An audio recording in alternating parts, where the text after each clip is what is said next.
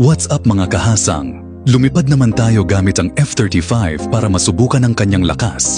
Sa harap ng radar-guided missile proliferation at patuloy na lumalagong pagiging sopistikado sa teknolohiya, isang bagong decoy system ang binuo. Ang bagong teknolohiyang ito ay inilabas mula sa panel na ito. Kapag kinakailangan bubukas ang access door na ito, at ang isang transmitter ay nagsimulang mag-reel out sa isang ligtas na distansya sa likod ng eroplano, mayroon itong 3 antas ng countermeasures upang protektahan ang F-35 mula sa pag-atake. First, it actively jam missiles.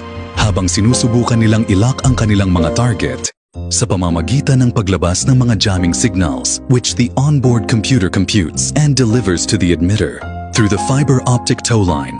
Kung ang radar ay nakakakuha ng lock, nagsisimula itong subukang sirain ang lock, disrupting the tracking algorithms, guiding the missile towards its targets.